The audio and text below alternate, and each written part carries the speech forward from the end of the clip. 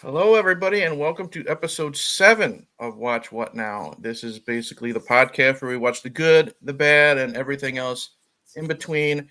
This is mainly a horror podcast, but you know what? Sometimes you got to cleanse the palate, and that's what we have with the episode tonight.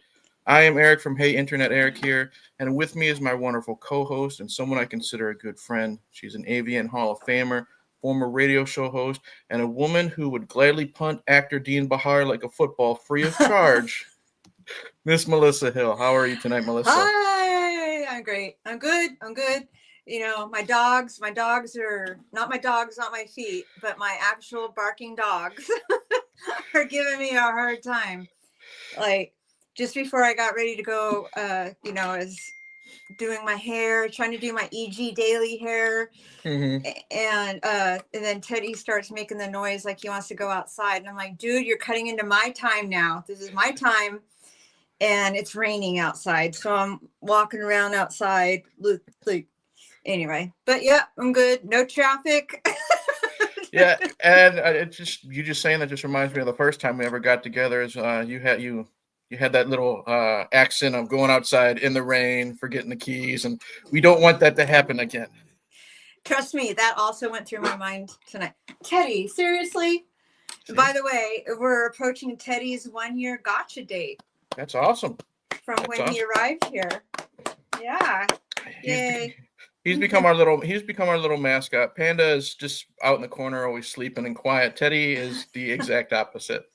Yeah, I know. He's right here, and I know he's going to start huffing and making noises pretty soon. For why? I don't know why. Just because I'm talking to somebody and it's not him. Yeah, I know. He always has to be the center of attention.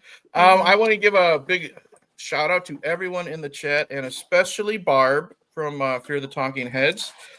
Because of Barb, we have our little horror movie palate cleanser tonight.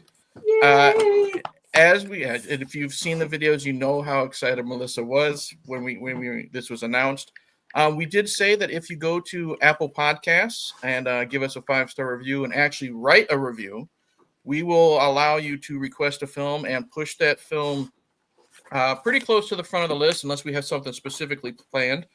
And Barb was so kind to do that. And that is why tonight, Melissa and I are discussing 1983's Valley Girl. Yes, 1983. Wow, look at the chat. I know. Chat's already... My goodness, boy, I have a lot to catch up on. Yeah, we have Patrick. We have Patrick. Barb commented an hour before we even went live. She was that excited. Shirley's here. Anthony, everybody's here. Thank you guys for showing up. This was also one that when we were putting our little list together, Melissa, that you actually threw out there when we were just talking behind the scenes. Any specific reason why, before we actually get into the film, why you wanted to talk about this movie, you wanted to rewatch it? Because I had a feeling it was a movie you'd never seen before. And and when you had set some parameters, it was like cult. I don't know if Valley Girl is really a cult favorite or whatever. Mm-hmm. I don't know if they have midnight showings of it or anything like that. But I just thought it would be a fun, goofy movie that you might probably hate, which was kind of with our title of our show, Watch What Now? Mm-hmm. It's not always about what the heck do I have to watch, but what the heck do you have to watch? Absolutely. And that's why we try to plan on one episode I choose, one episode Melissa chooses. And I'm not gonna lie, when it comes to Nicolas Cage, I'm very wary of him. I like his earlier stuff, like Raising Arizona. I really like Leaving Las Vegas. But when he fully embraced his Nick Cage-ness and his craziness, that's when I kind of tend to back away. And I told you, all I really knew is he was a guy that was not from the Valley, and it had E.G. Daly in it. So I someone I've crushed on since I was a kid. So I'm always willing to, bite the bullet and watch something with her in it. And let's see here. The basic. Do you have the little blurb like we did before, the small plot, or I can pull it up real quick, or unless you want to just go ahead and freeform it. I was just going to freeform it. Go for it. So basically, it's about a girl named Julie. She lives in the San Fernando Valley in Southern California, and Randy is from the other side of the hill. He goes to Hollywood High, and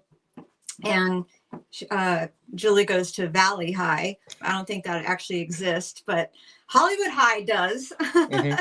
Anyway, so this was before, Uber and Lyft, and before teenagers could just get around on their own. So they Mm-hmm. kind of just stuck to their own little neighborhood. And as the poster says, she's cool, he's hot, she's from the valley, and he's not. So it's a valley girl and a Hollywood dude, and there is a lot of pressure, a lot of teenage pressure on which guy she needs to choose. Is she going to stick with Tommy, her Val dude, or is she going to go and explore new terrain with Randy from Hollywood? Yeah. And when I first turned this movie on, I knew I was gonna have at least fun in the beginning, because it did bring me back to that I guess you'd say that missed time, the time we both missed, where it was just fun, bright colors, just stuff in your face, because it's it starts out, we're in we have opening shots of the valley and Hollywood and everything, and then boom, we're right in the mall, and it's credit cards and bracelets and pretty colors and great music. And for me, that's setting the tone. Like it brought me back to Fast Times at Ridgemont High, or even though it was the 70s, like Dazed and Confused and stuff. Like this movie is definitely a time capsule. And even though I was born in 81, so most of my growing up was the 90s, I still remember a lot of the 80s, and man, I really miss a lot of the stuff that was in that decade. And that's what I really love about this film, is like I said, it is a time capsule. Well, speaking of time capsule, that the Sherman Oaks Galleria is no longer there. Really? Sadly, yes. It was torn down.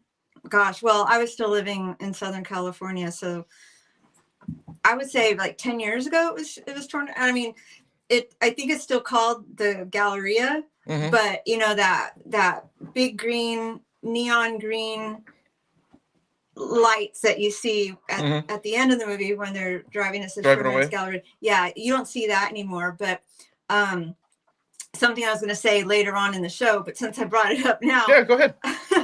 I remember my first time going to LA when I got into the industry, and driving past on the freeway at night and seeing the Sherman Oaks Galleria thing. Like I was like, oh my God, it's for Valley Girl.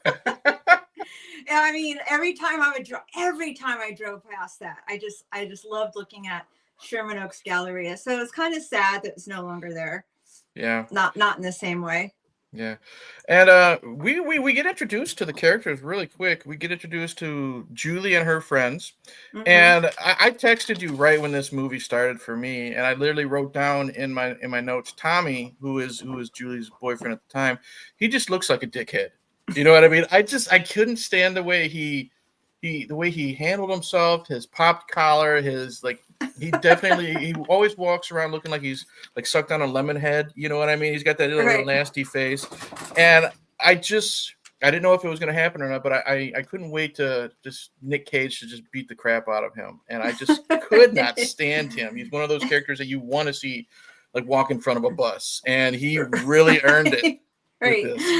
Right. And I think he's the reason that I never dated blonde guys. No offense to anyone out there who's blonde, but yeah, he was kind of the reason for that, I'm pretty sure. Plus there was no real blonde guys where I grew up. They all have dark hair. But anyway, so yeah, we have Julie, the main female character. Oh, and really quick, I always want to say something that bothered me about the poster of the movie is that the girl in the poster doesn't even look like the actress. And I was wondering, maybe you might have dug up some sort of like information about that. Not with the poster. I mean, even Nicolas Cage looks bad. They gave him the little blue streak in his hair that his friend wears. His friend has. So that makes no sense. The only thing like background wise I was able to find out it was based off of the Frank Zappa song Valley Girl. They had that Is Moon Unit. Moon Unit, okay. Because there was that song, and Frank was trying to sue and get production stopped. He didn't want the movie made, and he obviously was unsuccessful. There wasn't a lot of background stuff, so I don't know if maybe this was, hey, we got to get something made and get it in the theaters because we're busy dealing with the lawsuit type of thing, or not. But it's not the very best poster for either actor or actress at all. Right. No, it's not. All right. So we have Julie, Randy, Tommy, the douchebag, the grody boyfriend. Great use of the language too. Yeah. Right. Skip, Susie, Lauren, who's portrayed by E.G. Daily, or as she's she's Elizabeth. She's Elizabeth Daily. Listed as Elizabeth Daily here, right? Yep. Fred, who's the punk sidekick, who actually I think he's my favorite character. Same here. I'd love to. Stacy, not my favorite person, and Beth, the hot stepmom. Yes. And then I couldn't forget. How could I forget the super hippie mom and dad of Julie?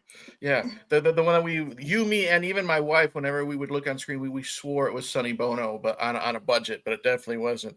Yeah, this was a lot of fun, and we're getting to know the characters. We're getting to see how they act with each other, and again, it took me back to the time with this whole the language they used, the Valley Girl language that they used.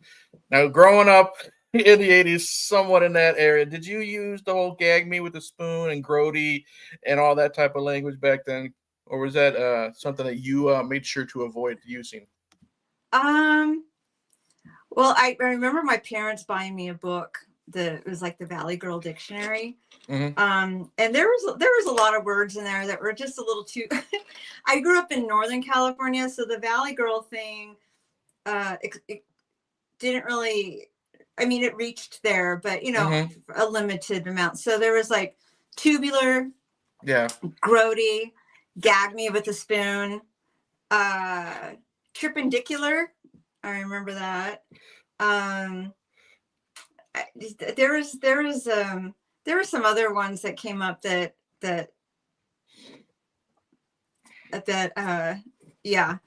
came up in the movie, and I can't remember right now. Sorry, I'm getting distracted by the chat.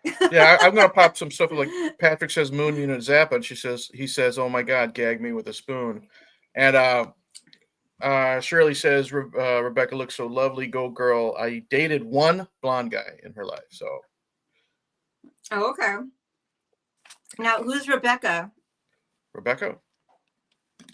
I don't know if she's called Rebecca. Okay.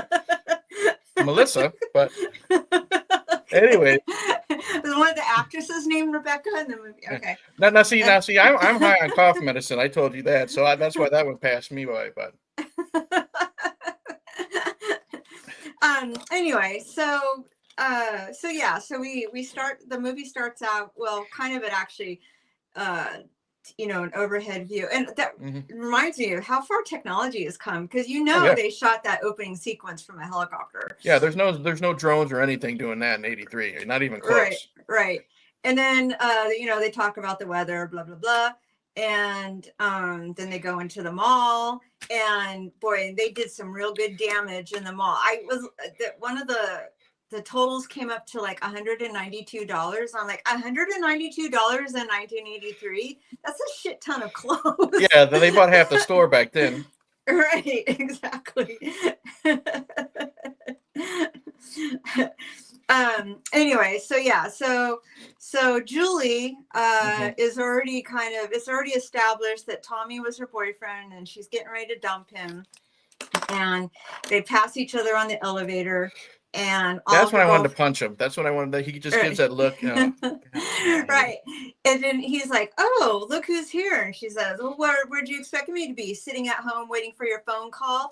And it's like, kids these days will never have that feeling of course now I don't know if it's worse because you have your cell phone and you texting someone and there's the dots, oh my god, they didn't respond, Yep. But do you remember, I don't know if you did this, but I remember are they on the phone? You call? Yeah, when you're waiting for someone to call. Did I miss it? I never did that waiting by the phone. But I'm when I first got into texting, I did have this. Then this could also be my OCD, but yeah, it's like I'm okay. I sent the text 30 minutes ago. I sent the text 45 minutes ago. But this new generation, it's interesting because just going back and seeing how we had to deal growing up with what they have to deal with. I once remember my nephew, he once went to his grandma's house and he didn't know how to use the phone because it had a cord on it. You know what I mean? So it's just awesome seeing how different it is. Like I said, it is a time capsule. I remember going to the malls with my mom and, you don't just, slide the credit card through the slot. Now, they had to put it down and they have to put it through the machine with the receipt and everything. Yeah. Yep. Yeah. I remember when I had a job working at the mall. Mm-hmm. This is probably 1989, 1988. And when people paid with a check, you had to actually call the bank and like do a check verification or something like that. It was crazy times. I know. It's just so cool how different it is now. And then going back to there. I mean, I missed it so much. I made the screensaver on our TV, just a bunch of 80s themed stuff. So well, so thank you to Shirley for the compliment. Yep. Okay, so we're at the mall with the Valley girls and the Val dudes, and looking at the conversation, sorry. No, you're fine. And then so they kill their parents' credit cards with all the shopping, and Julie passes her boyfriend on the escalator and basically dumps him in front of his friends. So so now he's got like this chip on his shoulder because she handed him her bracelet. Oh, one more thing, I like what they said. She told her friends to go outside and wait for the bus and she'd catch up with them. Exactly. Bus stops and everything. I remember taking the bus. God, that was anyway, nowadays people, I don't think kids would be, well, I don't know. I was gonna say, well, they could just pick up the phone and call an Uber and just have someone pick them up and be right there. I dated a guy in the early 2000s who lived in Hollywood, and he refused to get on the bus. Really? Like that was he didn't walk and he didn't ride the bus. But he also didn't have a car. How the hell did he get from here to there? Did he beg for rides? Because he was a musician and people gave him rides places. Yeah. Anyway, that guy was a douche. Matt Page. Anyway. Matthew Corey Page. Anyway, so now I think we're at the beach, right? Yeah, then we go to the beach, and that's when I remember when the first time I saw this, I guess when I was 13, and I saw Nicolas Cage appear on the screen, I was like, what's wrong with his hair?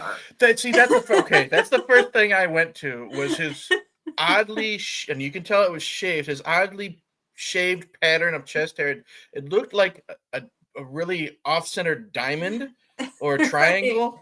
And I'm just thinking to myself, if it wasn't Nick Cage, I definitely would not let it slide. But since it's him and we know he's his own thing, I'm like, this is probably something that he said, well, I'm going to do it, but I want to shave my chest hair into a triangle. So, I mean, I thought that they were going to, mention it or something in the movie. Like, why is it like that? Yeah.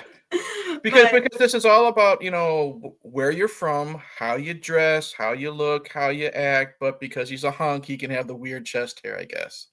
Right. And, and also the actors portraying teenagers in this movie weren't teenagers. Well, Nicolas Cage, I think Nicolas Cage was born looking like he's 35. So he is a Coppola, so he's Yeah. he is Italian, so I'm sure he has, probably more hair. Maybe they made him shave it to make him look younger, and he was like, I don't know, I'm not going to shave the whole thing. It's not your chest hair that makes you look 40, Nick. It's your face. But right. All right. So so they're at the beach, and again, so Fred, Randy's sidekick, happens to be standing in line for refreshments when E.G. Daily and some other girl are standing there talking about the party that's going to be at Stacy's house at night. And they give out, they whisper the address, and Fred, Randy's friend, overhears the address. Now, I am super impressed with Fred that he was able to remember a 5-digit address. Yeah. And a street name and a town. Yeah. And they didn't have, Google Maps or Waze or anything like that back then. So I always wondered, how did they find the house? Hey, they had to open up the paper map and figure it out. Yeah, he's like Barb just said, maybe he's just resourceful. They're but if they're they're in that scene, they're used to that type of music. Maybe they follow bands. They need to know specifically where to go to see them. Or maybe Fred, as much as I love him, maybe he's just a creeper and he knows how to memorize those addresses. Well, again, when I moved to LA, there was a thing called the Thomas Guide. And it was a book of the map, and that really helped me get around LA. So maybe they used the Thomas Guide. It was like sections of map, like by neighborhood. Okay. Yeah. I remember many times pulling over onto the side of the road or finding a parking lot somewhere just so I could refer to my Thomas Guide. Thank God for Google Maps now on my phone, man. So anyway, so Fred convinces Randy to go crash this party in the valley because there's going to be hot chicks there and they're looking to score, just like every 80s teenage movie. Hot chicks looking to score. And they instantly stand out because they're from Hollywood. Everyone else at the party is dressed in pastels, polo t-shirts, the guys especially with their popped collars and they come in wearing red and black with, colors in their hair and spiky hairdos, which actually their hairdos I didn't find them offensive in any way at all. Like it kind of they were just different is what it was. And I did like that scene because as they walked in, everyone's dancing and having fun, and then everything just kind of stops and they look and stare. It's like they're staring at the freaks, and then they go back, type of thing. So it was fun to show how these guys were definitely in over their head, and there was somewhere where they, air quotes, didn't belong. You know what I mean? Right. And they go to the refreshment table and they're serving sushi. Now, even me, like, I don't really know anything about, and I'm just gonna say air quotes, valley culture. Who has sushi at like a high school get together, with your friends and like that? But again, it was just something interesting for me. Well, Stacy's hot mom. Isn't that the name of a song? It is Stacy's mom. Yeah. It's probably where they got the song from, but or inspired by. But Stacy's hot stepmom, seemed pretty cultural. So that's right. It was probably her influence. There was nothing cheesy like chips and dip there. But I remember, watching that movie the first time, and I was like, all those people dancing on carpet just seemed so weird to me. That would like cause a lot of static friction. Yeah. You flip off the light switch and you blow the house up. Right. Okay, so the punk rockers crash the party, and immediately Stacy and Randy, they start hitting it off because they recognize each other from seeing each other at the beach. And that, I think that scene was really cute. And then of course, You can talk about Tommy. Well, Tommy's trying to make. What's her name? Julie's trying to make her jealous, and he's trying to pick up every single girl at the dance. You know, it's a party. Trying to pick up every single girl, make sure he's dancing in front of her, and it's not working because Julie's focused on what's his name again? Tommy. She's focused on Tommy, and No, Randy. Randy. Randy. This cough medicine. Here we go. Randy is Nick Cage. Yeah. All right. It gets to the point where he goes upstairs and he is waiting for E.G. Daily to come out of the bathroom, and he's doing his best like douchebag seduction. You know what I mean? Mm-hmm. And she's sadly fallen for it. He takes her into the room, and when they're getting ready to have sex, and when she asks him, basically, does this mean we're going steady? And he just flat out says no. Yeah, what this means is you're a terrible friend. yeah, exactly. And so that makes me dislike her character, but then it makes me really hate this guy because now he's blackmailing her and saying basically, well, I'm going to tell Julie that this happened unless, we do some stuff. And it's just, they didn't really have to do a lot to make me dislike Tommy. Yeah. But it just came naturally. This actor, he was in perfect douchebag mode. And I'm not just saying that because, I was teasing the way he was dressed. He is really, really unlikable. And this actor did his job. Every time he was on screen, I groaned. I just went, ugh. You know what I mean? I just did not want to see him. Right. He reminded me, well, I don't know if you know, there's a scene in the movie when they're decorating. Sorry. Mm-hmm. Tommy reminds me of the guy from Karate Kid, which, funny enough, yes. Later in the movie, when they're decorating for the junior prom, there's a non-speaking character there, and it's the guy from Karate Kid. Really? The blonde guy. Yeah. He must have looked like he came right off the set of Karate Kid because he had his headband on, his bandana. Jesus. Yeah. Anyway, so okay, so Tommy catches Julie talking with Randy, and so he grabs his posse of valley dudes and kicks them out of the house. Yeah. And Fred, he's my favorite character. Fred is hiding behind the girls because, he started talking to Stacy right. And he kind of liked her. Anyway, so they get kicked out of the party and they drive up to Mulholland. Mm-hmm.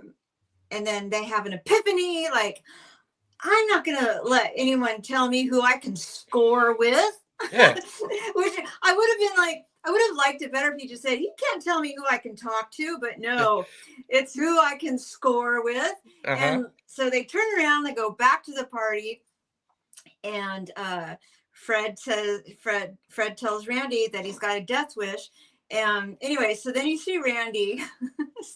This is my favorite scene. This is my favorite scene of the movie. Right. Yeah. Crawl into the bathroom at the party, and he hides in the shower stall. And you got people coming in and going out, doing all sorts of things and having all types of conversations, from the party. Mm-hmm. And he's sitting there quietly, and and he's a tall guy, and he's all crunched up in this little tiny shower stall, just hating his life until finally his dream girl Julie walks in, and then he surprises her. I loved those, like, because you have two people getting ready to have sex, and he's waiting for that to finish, and then they don't do it, so they leave. Then he's got about ready to leave. Someone else comes in, so he's got to go back to hiding and crunching down. Then a bunch of people come in, they're getting high on pot, so he's waiting for them to stop. And by the end of this scene, because like you said, Nick Cage is so tall, I think he basically like curled up into a ball at the bottom of the shower.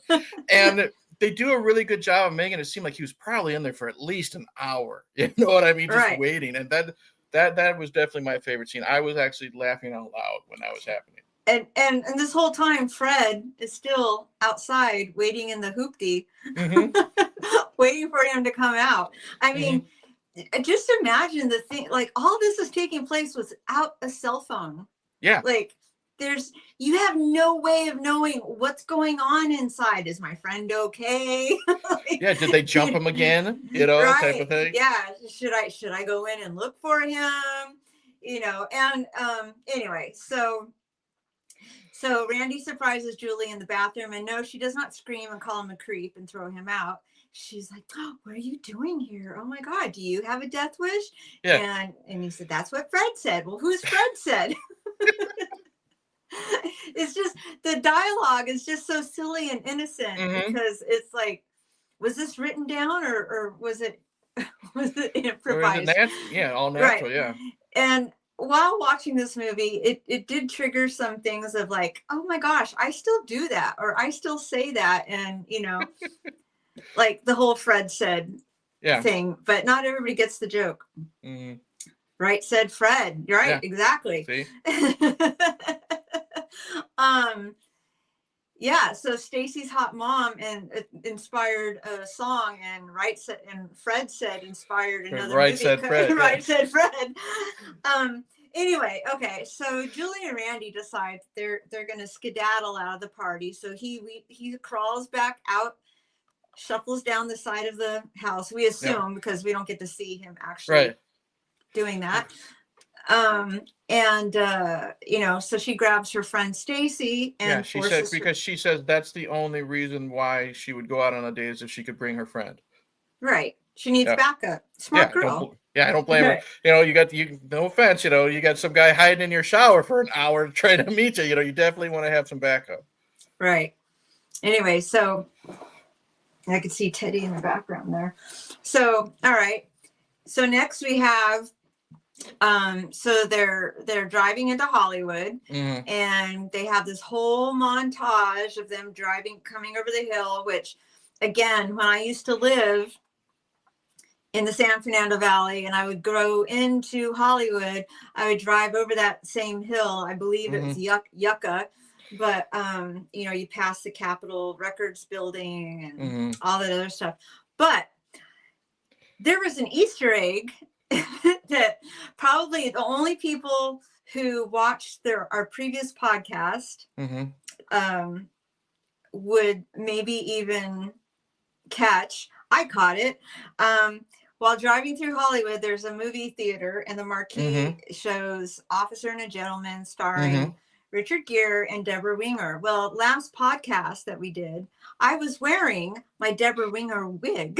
That's right. That's right. It was fake. That's what it was. It was fake. Crazy things. Yeah, Stacy's mom has got it going on. Anyway, okay, so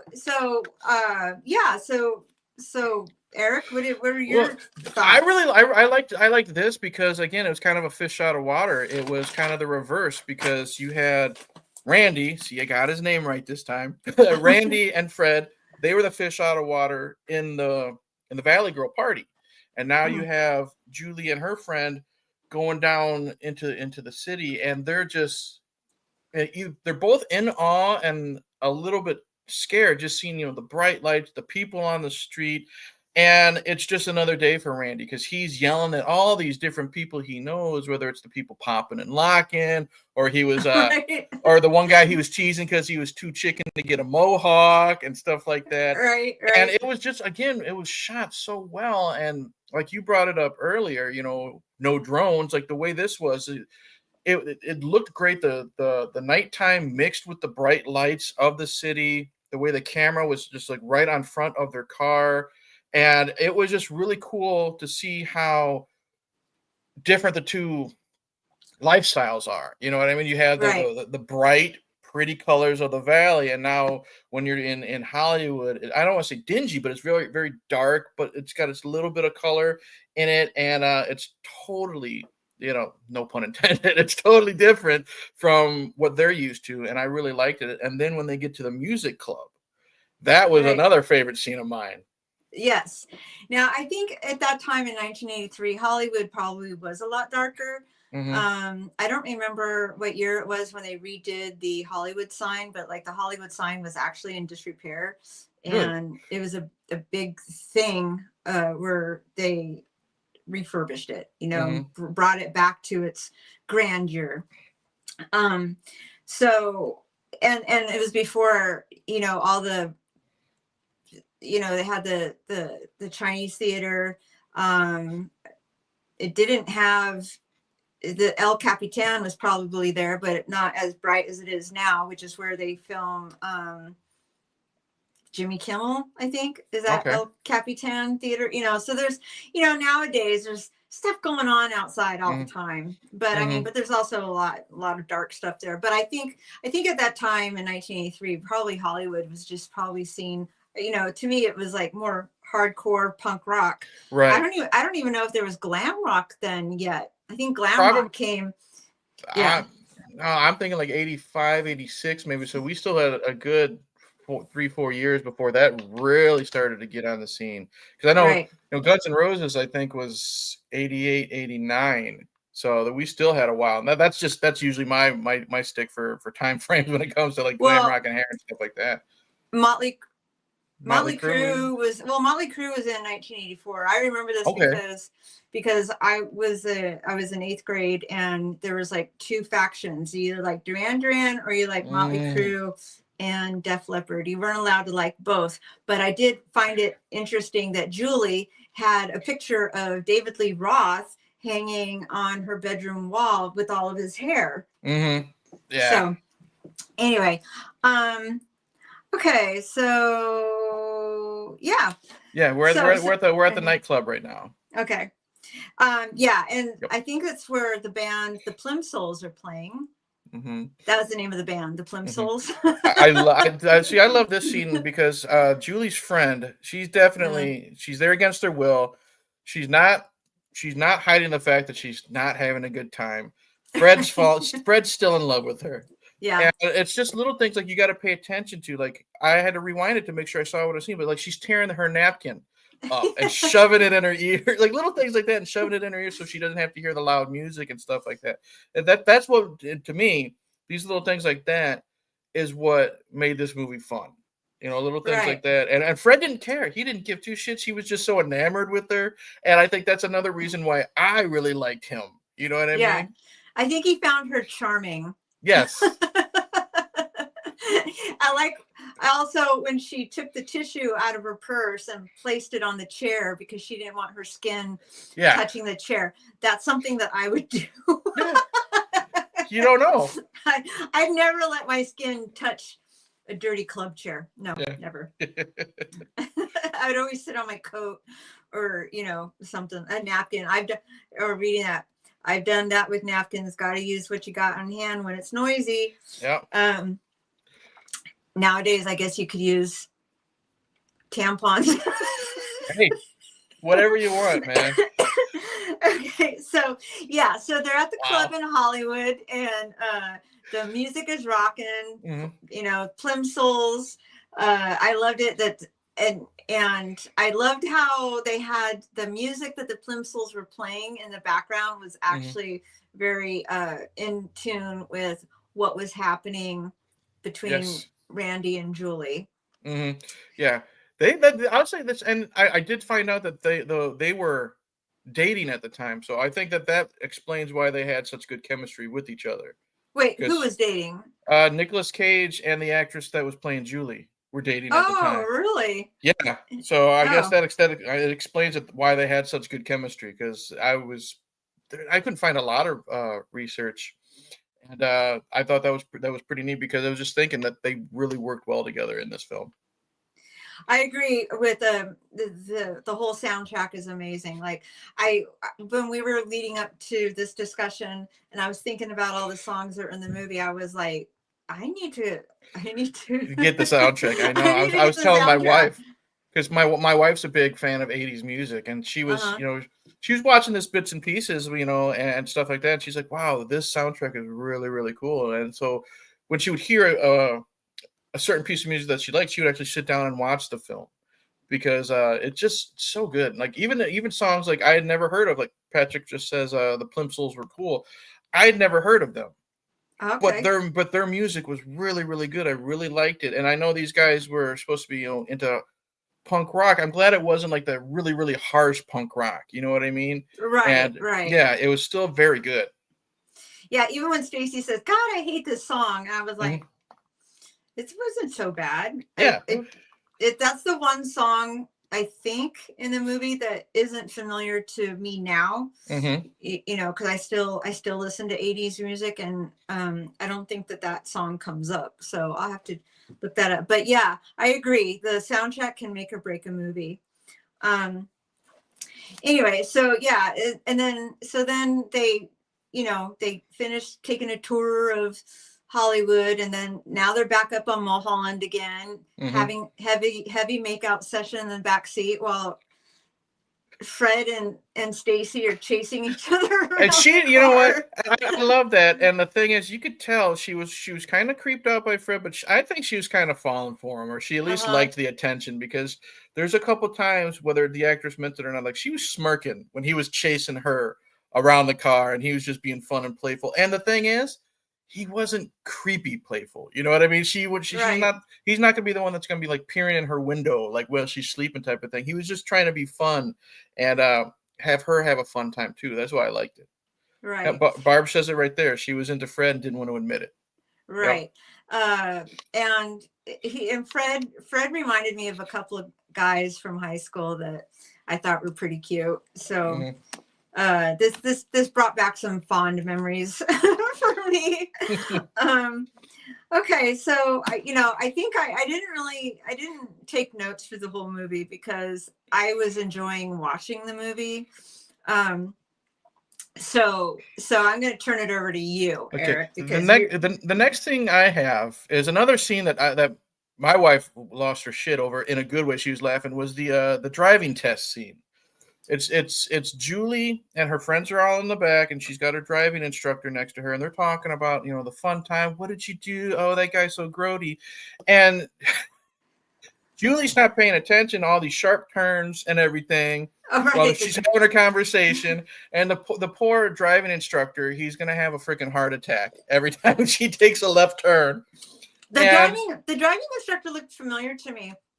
Well, I couldn't place it, but there is another little, I should say, not cameo, but the guy who was standing outside when the students are getting in and out of the car, also a non-speaking role, but he's quite a famous actor now. I don't know his name.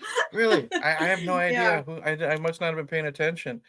And as we're laughing, we're laughing watching the poor driving instructor have his heart attack, and then suddenly it cuts to Julie, like a close up of Julie behind the wheel, and then it cuts up to this group shot, and the driving instructor's gone.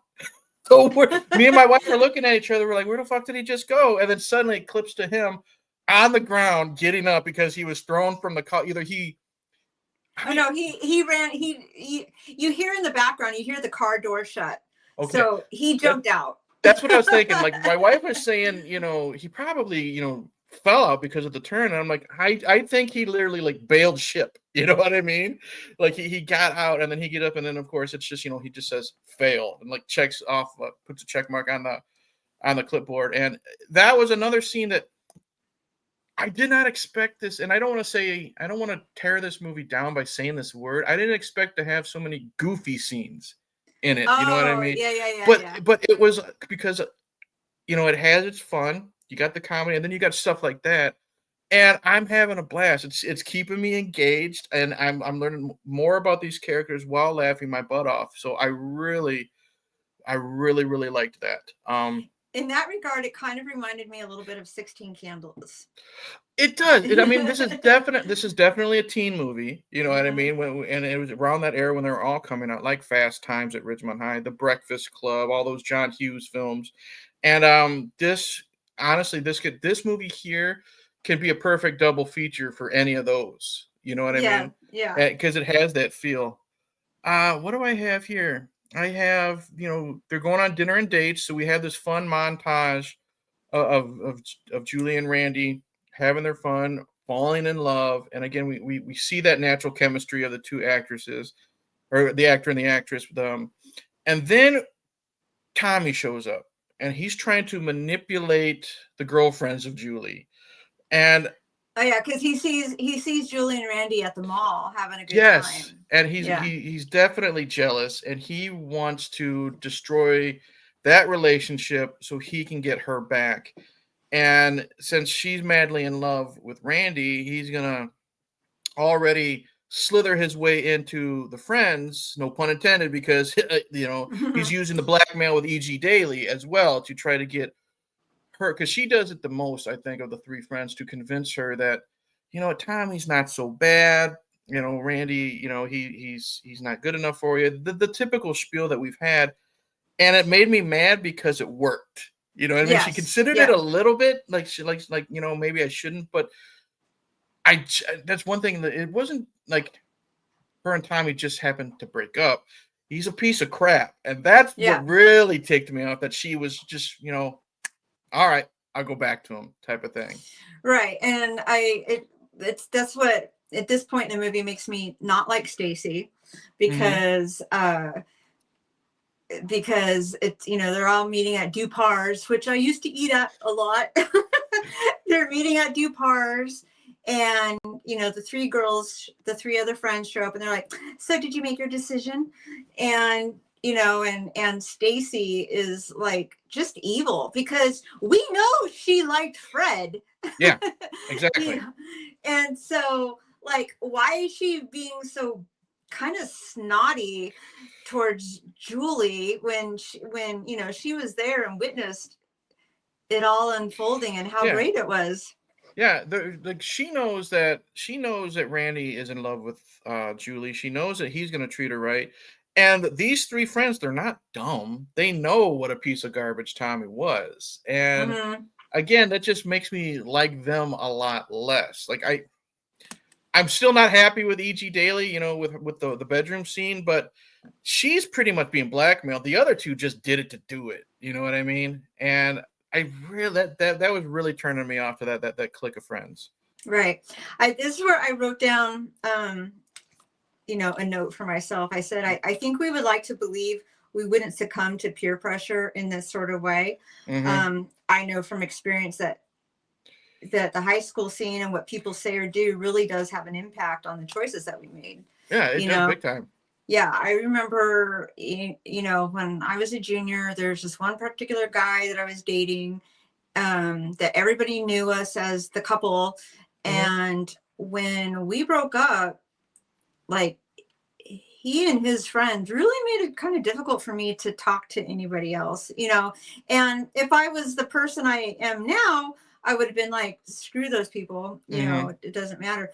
But at that time, it was like, the guy that I was dating, his name was Doug. Anyway, and at the time, if I even talked to another guy, like, I would hear his friends going, "Oh, she's just trying to make Dougie jealous," and it was like, I'm just trying to, move on. Yeah. But it was so bad. I remember I asked my parents if they would transfer me to a different high school. Wow. I wanted to die, but we'd like to think now, that we wouldn't succumb to that kind of peer pressure. But the thing is, I look at it this way. I've said it before. I said, the bad times we had growing up make us the strong people we are now, because I do look at myself now, and me at this age wouldn't put up with that crap. You know what I mean? So it did help me be stronger, help me not give a shit what people think of me, and things like that. So if there was good to come from it, it kind of gave me that thick skin that adults do need. You know what I mean? Nowadays. Let's see here. So next I got dinner and dates. Tommy manipulates the friends, and then I don't know if I missed something in between, but Julie has like a sit down inspirational talk with her dad, which we haven't talked about her parents at all. And I texted you and I said I absolutely love her That's parents. Right. They're just these big hippies. And they're working at an all natural like sandwich shop or something like that, because that's where Julie gets officially asked out on the date. Right. We totally forgot that part. Yes. Yeah, Yeah. and you don't see the mom that much. I mean, most of the time she's just there to play on the dad's words. Yeah, the one time we're really introduced to her is like, I don't know who's walking inside. Maybe it's Julie after she was kept out all night. Like she walks in and her mom's doing aerobics, but she's on her back and her legs are spread apart with her crotch basically pointed right at Julie, and dad's just hanging on the couch, hey honey, type of thing. So they're definitely cut from a different cloth. And Yeah. they're having this sit down talk, Julie and her dad, and he's giving her picture because she's talking about what should she do, who should she choose, all that stuff. And he's handing her. I love when he hands her the pictures of him in full hippie garb. You know what I mean? And explaining that's that guy then isn't this guy now. And it was again like these teen movies. We all have these sweet, tender, heartfelt speeches, between the two people. Right. And this one was actually really good. And I might have enjoyed the reason why I enjoy it so much is, I have my daughter. I'm sure I'm going to have these type of talks with her when she's going through high school and having to make these decisions with cliques and boys and stuff like that. And it was nice as much as I liked not Sonny Bono, you know what I mean? Every time he was on screen, it was nice where he wasn't in full hippie mode. You know what I mean? Yeah. He was just being the dad to her. And I thought that was a really, really sweet scene between the two of them. Right. Which also, again, reminded me of both 16 Candles and Pretty in Pink. Because both of those movies also have a discussion with the dad. Mm-hmm. So. And then what do I have? But yeah, I think what my favorite scene was actually kind of when Nicolas Cage, Randy, shows up at the health food store, and it wasn't like Julie gave him the name of the store. He had to be resourceful. Exactly. Well, he had Fred. Fred was doing the legwork. Right. They had to figure out which health food. I mean, maybe back then they didn't have a whole lot, but they had to break it down by neighborhood. Where, what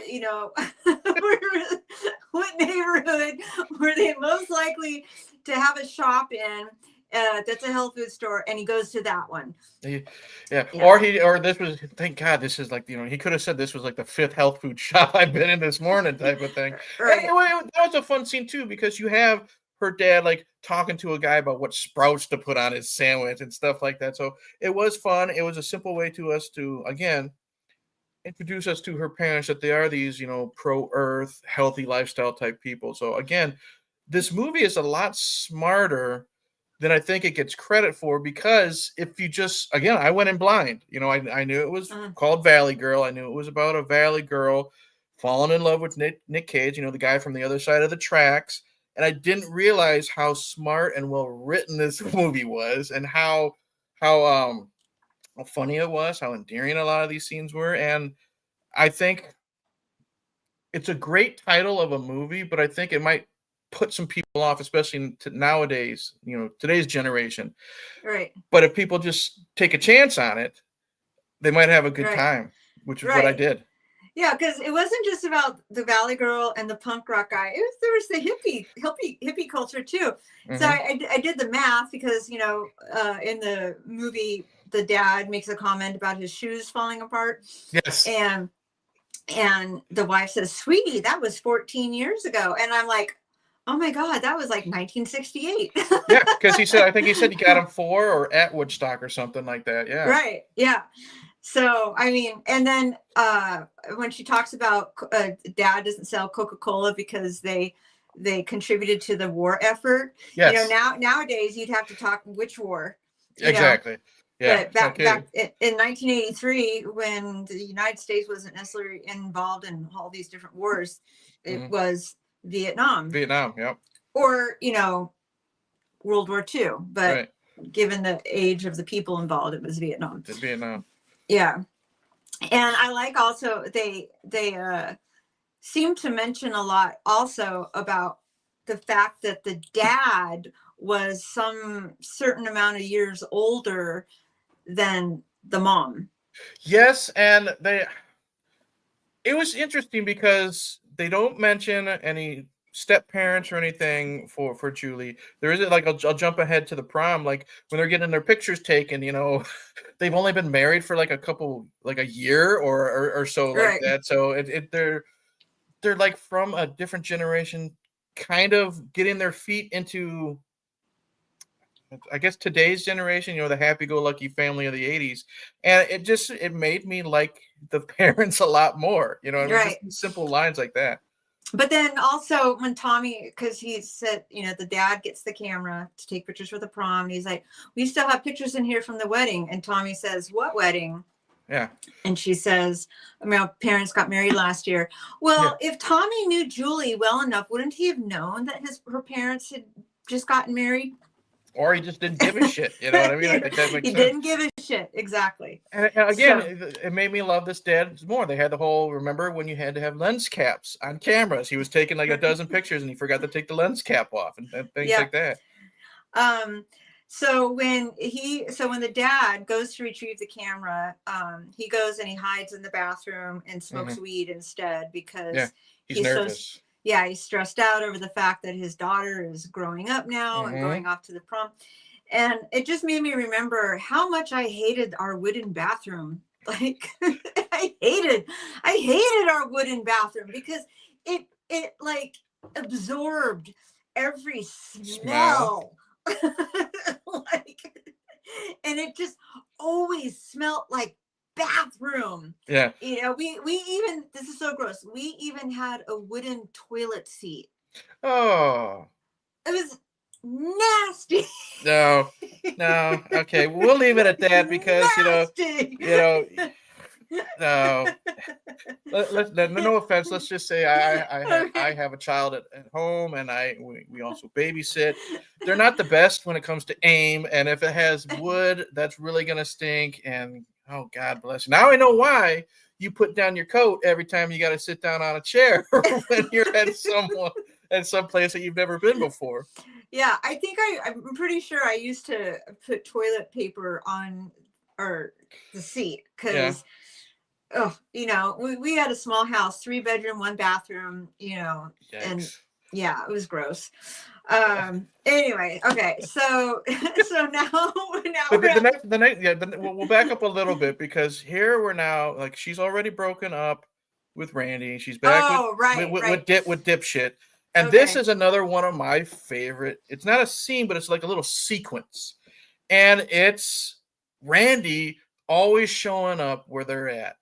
Whether he's the ticket taker, at the 3D movie with the cigarette, he's insulting Tommy. My favorite is when they're at the diner. They're the outside diner, and he's their waiter, and he's just rude. And I think he spits his gum on them and stuff like that. This was again another one of these fun, quirky scenes thrown in here that it worked for me because 90% of the time, there's a 90% chance they're going to get back together, her and Randy, but it makes you want them to get back together. It shows that Randy is, in my opinion, he's genuine. He does love her. I mean, she wakes up and he's in a sleeping bag on her front lawn. You know what I mean? Type of thing. So except the breakup scene was pretty harsh though when she broke up with him. Yeah. He showed up at her house, and again, this is before cell phones and stuff, and she wasn't expecting him. He just showed up, and he's all dressed up in his, he's got a nice little 1980s suit on. And and I can imagine him smelling good.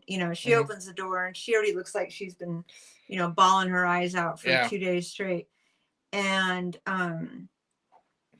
and she's just like, I can't see you anymore. I can't see you, and his parting words were pretty harsh, and he told her to fuck off, he's like, fuck you, fuck your friends, and to me at that point, the way, he, like, that was so harsh. I was wondering, like, I don't know if I would go back to that. I would just be like, screw both of you guys. But yeah, I mean, I get it. I understand his feelings, but when he's, when he says like, fuck you, fuck your friends, it goes back to that scene when they're at the bar, the punk bar, And he's letting her, he's telling her, is like, you're basically conforming, you're doing whatever your friends tell you to do, type Mm-hmm. of thing. So I think that just might, I'm not excusing it, but it kind of triggered again that, like, she's not breaking up with me because she wants to break up with me. She's breaking up with me because her friends are telling her whether I'm not good enough or something like that. And that's another thing of research I did find, because they were dating, and the actress who played Julie, she just couldn't get it right. She couldn't just like nail it. So I don't know if it was Nicolas Cage or the director said, think of someone else that you've broken up with, and she did, and I think she nailed it really good. It was a harsh scene, but I think that's why he was so ticked off, because he knew she wasn't truthful. I think, because he's smarter than he looks. You know what I mean? He's not Mm-hmm. just Mm-hmm. he's not just the typical bad boy from across across the tracks. He's very smart. He is educated. He's just looked at differently because he's in the punk scene. And that's how they feel. And then he did lose it. He went to the punk scene. He had sex with an ex-girlfriend, I think, in the bathroom or something. Samantha. Yeah. Yeah. Yeah, and I'm thinking to myself, oh boy, if we cut, because I know it's rated R, if we cut to him snorting coke on a toilet seat or something like that, because it's 83, you know what I mean? And I'm just thinking, And plus, he's in high school, and he's not supposed to be in that bar, and exactly, not supposed to be drunk. So, yeah, that I will say though, that scene when he hooks up with the chick Samantha, one, even though Samantha is only in the movie for just like those 5 minutes, yep. She also had a impact on my style choices later on. Because when I was watching it tonight, I was like, oh wow, she's wearing leather gloves with bracelets. I when I was in high school, around sophomore junior year, I'd wear like long gloves with the buttons on them, and I'd have bracelets over them and rings and all this stuff. It was a little difficult to write, so I'd have to take my hand out each class. But and that her hair, the ringlets that she had, even though she's in a punk, like punk-ish type club, she has ringlets in her hair. And then when they get down and dirty in the dirty club bathroom, I will admit, there was a time in my life where I was just like, must have sex in a dirty club bathroom.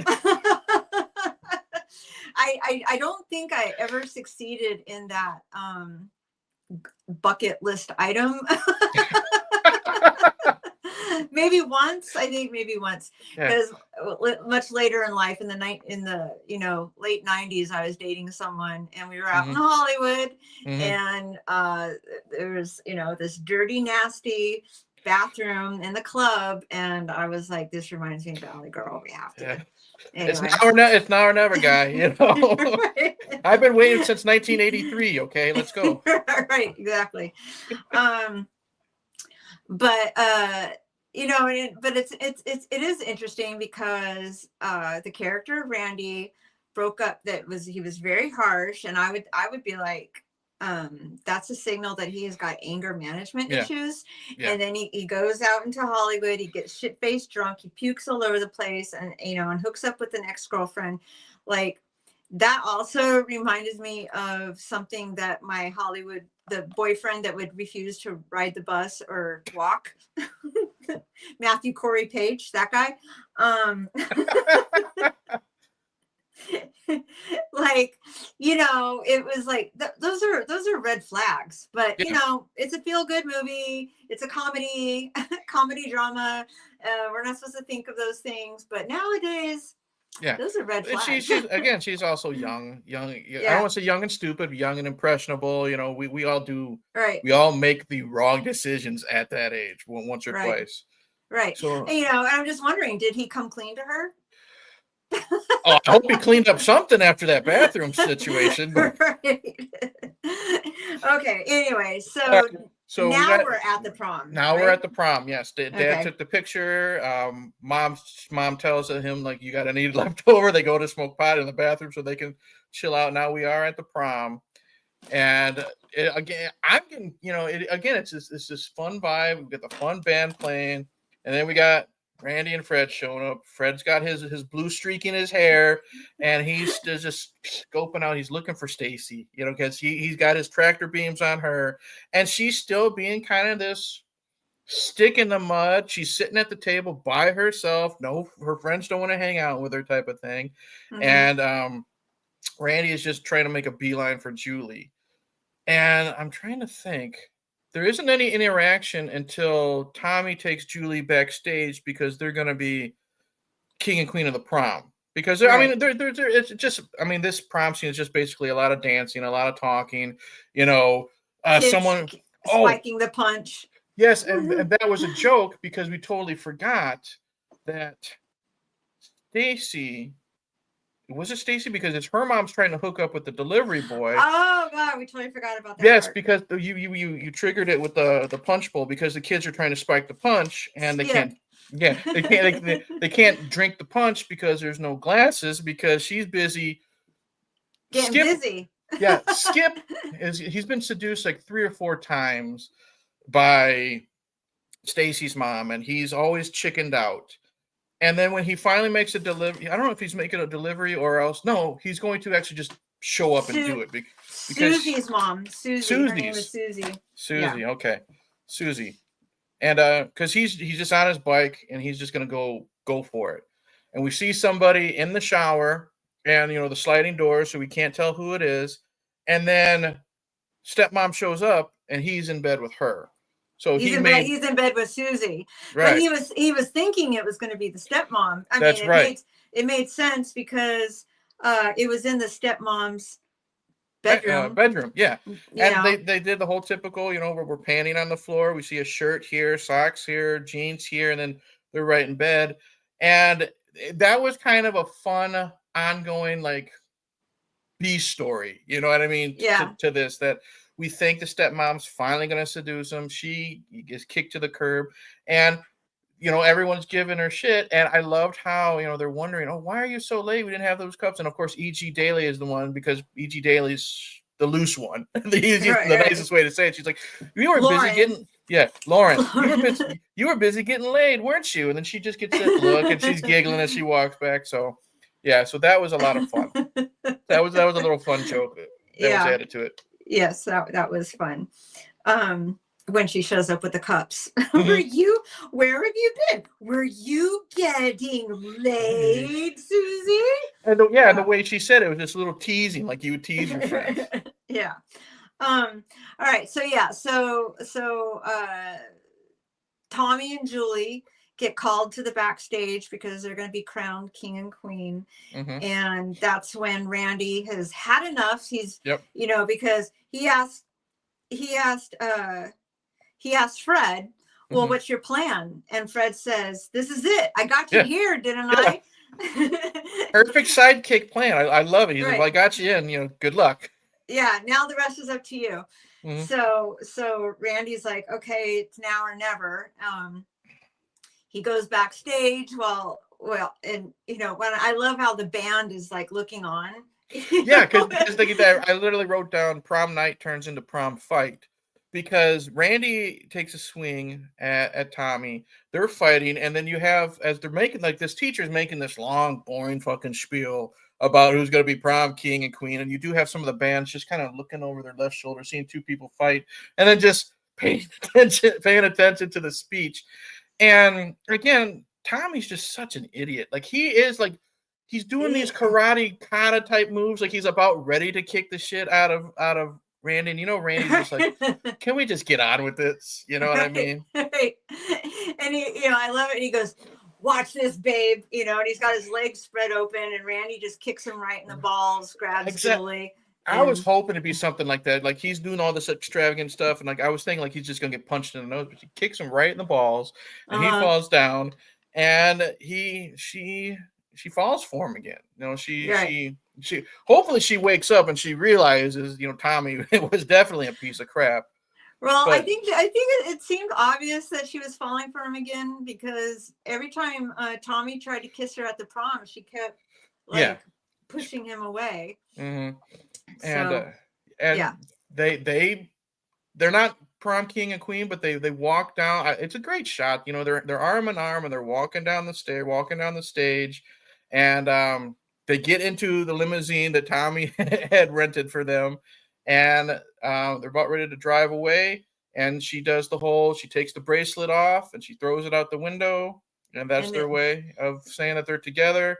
They're going off to the Sheridan to have some fun, and that's it. On Tommy's dime. On Tommy's dime, which is even better. Right. And that's it. That's Valley Girl. That's Valley Girl, right? And you see the Sherman Oaks Galleria. Yep. And the freeway. Yep. And I'll say this, like I said, I was going in this blind. All I knew about was, you know, my girlfriend E.G. Daily was in it. Nicolas Cage before his weirdo phase was in it. So I was wondering what I was getting into, and I was very, very pleasantly surprised with this film. Oh, yay! Yes. So thank you. She's still in the chat. Thank you to Barb for picking this. Thank you to Melissa for initially making it a choice. Yeah, I had a lot of freaking fun. And like I said, my favorite scenes, like I love, what did I write down? I love the scene with Julie and her dad. I love the montage of Randy showing up at all the dates. But I think my favorite scene, honestly, is because I laughed so much, and it actually got me to laugh out loud, was when he's hiding in the shower. You know. Okay. Well, I think I already told you guys my favorite scene. When Randy and Samantha hook up in the dirty bathroom. Yeah. Precious memories. Yeah, I was really, really happy with this. My score, honestly, I'm going to give it a very strong 3.5 badly popped collars. Great soundtrack, great acting, the little jokes that were thrown in between the serious stuff. So it was a really good mixture of 50-50, you know what I mean? And every time Fred was on screen, I was just glued because he was just so much fun. You know what I mean? He wasn't just there for a joke. He was there for a lot of jokes, but he drew you in. So I definitely love that. But yeah, 3.5 badly popped collars for this one. Yeah, you know, okay, so I'm gonna say 3.5 wooden toilet seats. Oh God. Which are bad. Those are bad things. Wait, 3.5 Sprout sandwiches. There you go. Something healthy. Something healthy. Something healthy. Yes. Yes. This movie is so charming. There's just a lot of I just remember even, you know, the gloves that she was wearing at the prom, the pink sash along her dress, so many things that were, you know, that made a impact on my young teenage years. Like when I go to my prom, I want to wear pink, you know, I ended up wearing pink. You know, I always love the sash. I mean, just everything, the pearl necklace that she wears. Like after that, I think I was always wearing my grandma's pearl necklace, which I try, you know, if it wasn't in storage, I probably would have had on tonight. This is the best I could come up with. It works. My E.G., you know, hair inspired by E.G. Daily, necklace inspired by Julie's prom outfit. Yeah, this is a favorite movie. I could watch it. This is one of those movies that I can watch. If it popped on at any point in the movie, I would sit and watch it. Yeah, you said the perfect word for this movie is charming. It really is a lot of charm, and like you know, it is I kept saying the word time capsule, and it took us back to a place that we remembered and grew up in. But if it wasn't specifically like 80s, I think this could.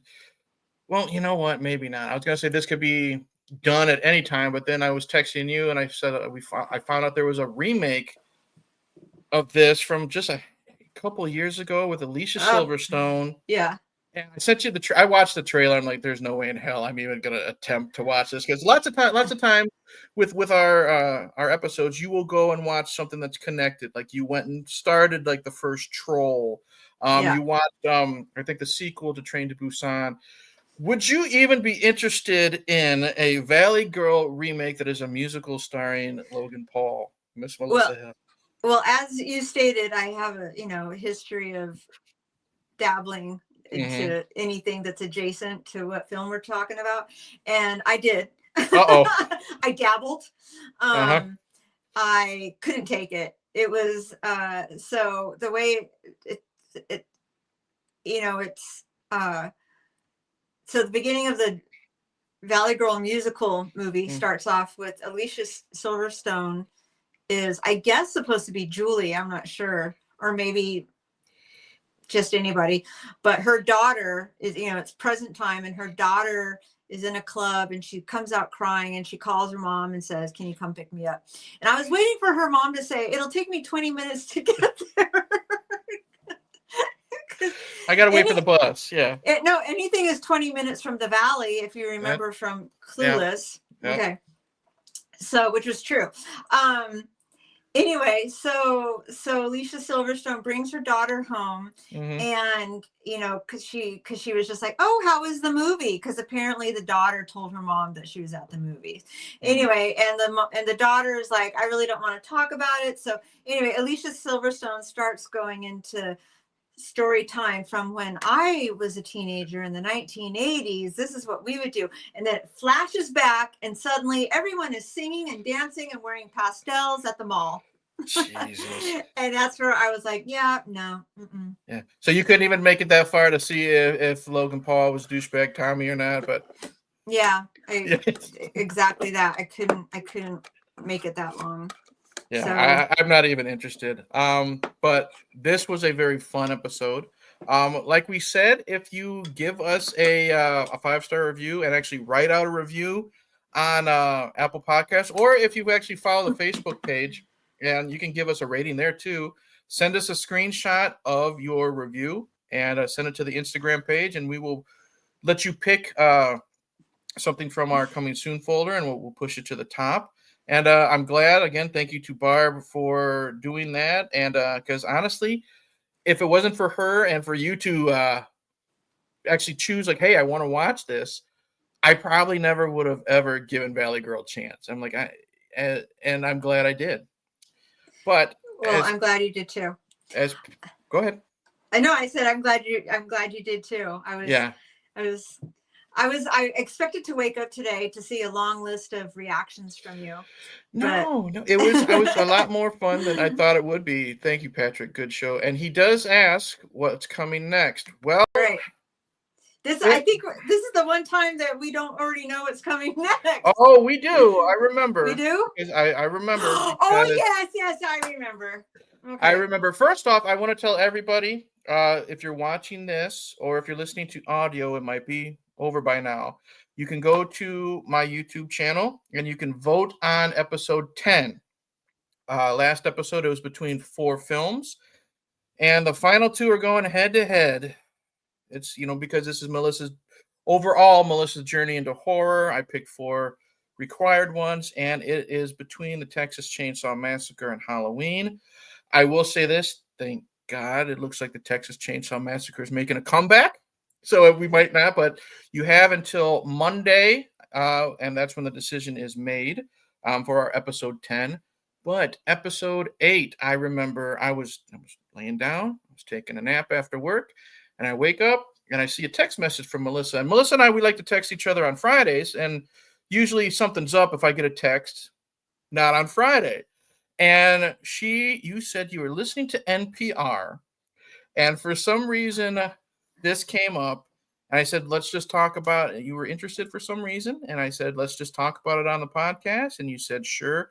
So, and here's the thing. Don't feel bad because you had a good time with Troll 2. This is not as bad as Troll 2. I actually enjoy this. I have a lot of fun. We're staying in the mall.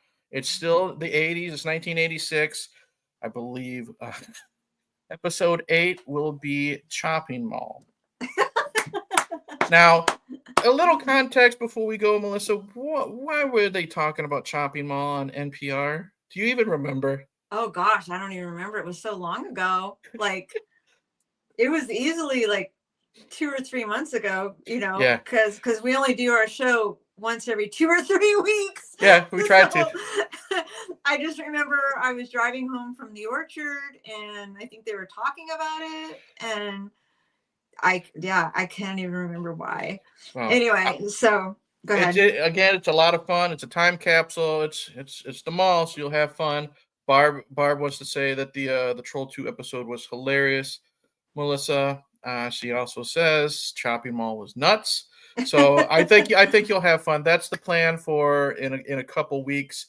Again, thank you to everybody that showed up in the chat. We had a really live chat tonight. I love it. I was very, very happy with the turnout. And if you were like me and you were never going to take a chance on Valley Girl, go for it, because I had a lot of fun. Right. And I love this chat, even though there's only 4 people, the 4 people really were engaged, and that's what makes it fun. Well, put it this way. I'll tell you that I love them to death. If Barb and Patrick are in the chat, you can't shut them up. So okay. we appreciate that. Nick Cage is responsible for this hopping chat, I swear. Hey, those 40-year-old high school seniors, man, that's what brings in the people. So all right. This was a lot of fun. It was. I was just going to say thank you to everyone who tuned in and who participates. Weeknights are hard for me, but it's Saturday. Woohoo. Well, maybe we'll have to, I work around Eric's schedule because he's got he's streaming he's Mr. Streamer. Well, I am taking a back seat on that. I'm definitely cutting a lot of this out because it's just with work and just a lot of things going on. My schedule is now pretty much open to whenever you are able to do it. So if you need to switch a day, again, it's between you and, because you're in the middle of a move, plus with the dogs, whatever is easiest for you, we can pick a different night if you think that's better. Well, we'll see. I mean, as you know, I'm in the process of moving. Yes, yeah. Eric is the man about town.